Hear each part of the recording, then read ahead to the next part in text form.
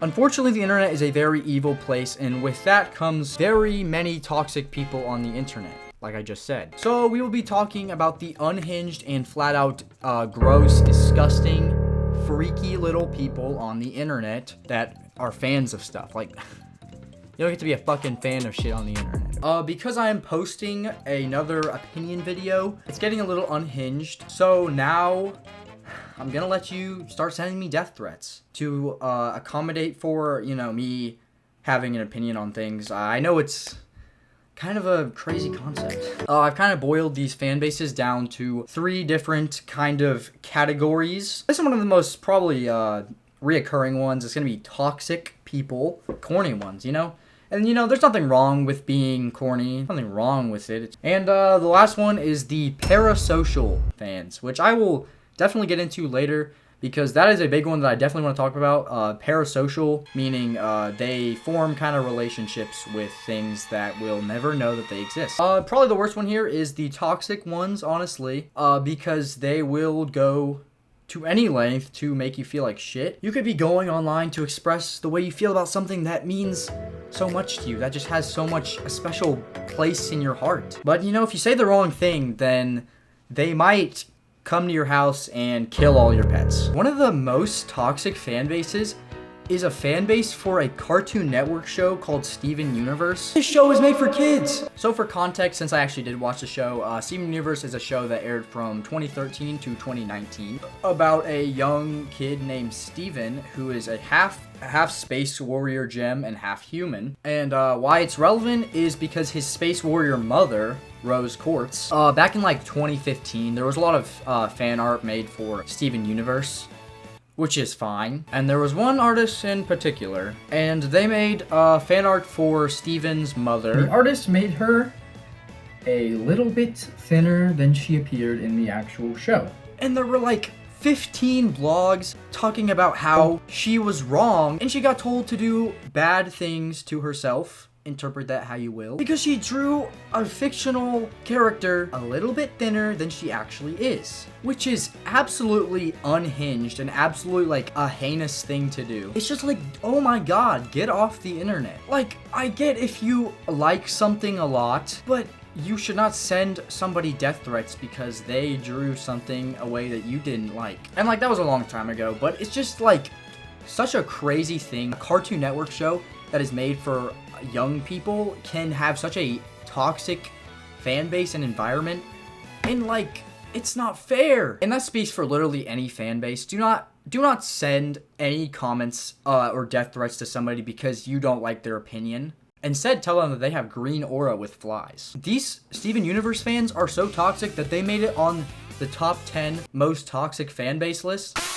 Anyway, something I'm a little more interested in talking about is fan art. I have mixed opinions on fan art. I think in moderation, it is okay. I think in general, the concept is not a bad thing. It can get horrifying. I think that if you're an artist and you have a game or a show or a movie, something that means a lot to you, yeah, dude, go draw whatever you want. That's fine.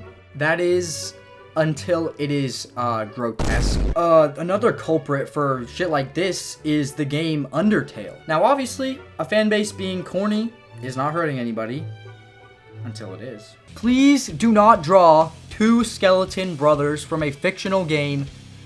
Fucking nobody on the internet or nobody in the world wants to see that, okay? I promise you. I mean, I guess there are people that do want to see that because, you know, they drew it. You people need to be locked away forever.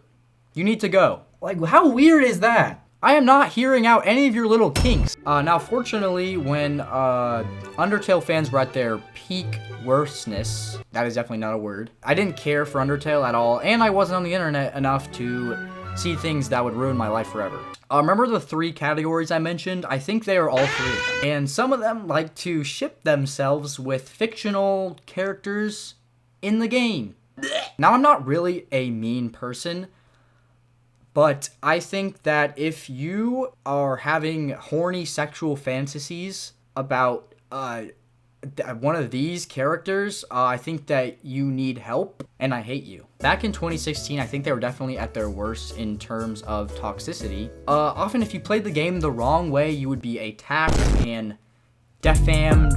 Did what? Is defamation like a past tense? Defamed? Yeah, that's what I said. The YouTuber Markiplier, he had to stop playing the game because the fans didn't like the way he played the game. Today it is just more weird fangirls and weird fan art. I like Undertale. I think it's a good game. If I said anything less than that, I'd probably get doxxed. I think another victim of this, I don't know why I keep saying victim. Five Nights at Freddy's was like on the top 10 worst fan bases list. Here, let me pull that up actually. Oh shit, Five Nights at Freddy's is #1. Actually, that's not that crazy. I don't know what I'm talking about. Oh shit, Undertale is 2? That's crazy. Just ruined the entire game for me. Sansy is my boy. Who the fuck is Sansy? Anime fans? I guess that makes sense. We'll never know. Frozen fans? Steven Universe fans, #6, that is insane. 2 people were almost driven to suicide due to stupid reasons. Let's start with the infamous one, yeah. K-pop fans, oh shit!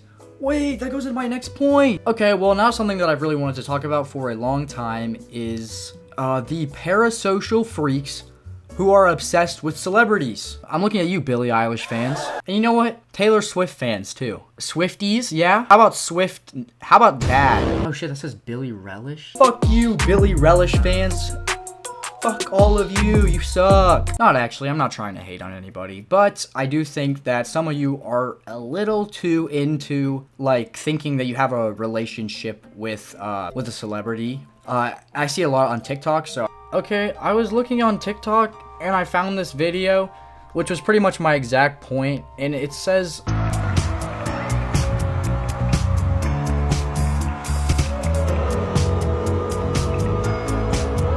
That's it, that's all she said. But the description says, I feel so embarrassed sometimes posting her, but so many people get everything because they feel the same way I do about her.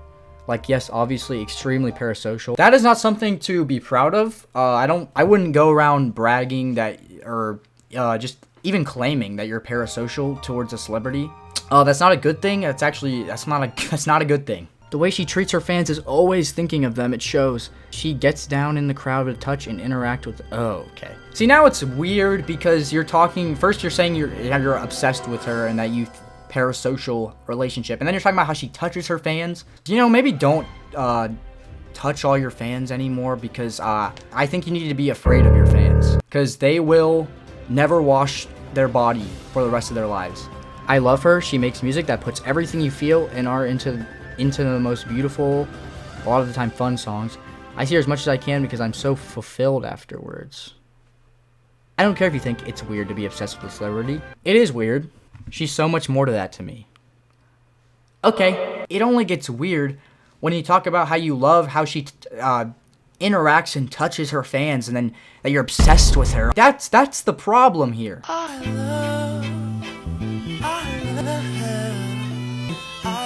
At least she's aware. I feel like the other one, like, genuinely thinks that they are best friends. Still weird, but, you know, this one has a little bit more social awareness to it. All you ever talk about is Billie Eilish. God forbid a girl be in a parasocial relationship with one of the world's best artists. Why are we normalizing this? And before people say that these people are joking, they're not. Nobody here is joking. All of these people, maybe not all of them. I don't know these people. But definitely that first girl. Anyway, since I'm kind of like the therapist fucking wizard here, that's really all I have to say, man.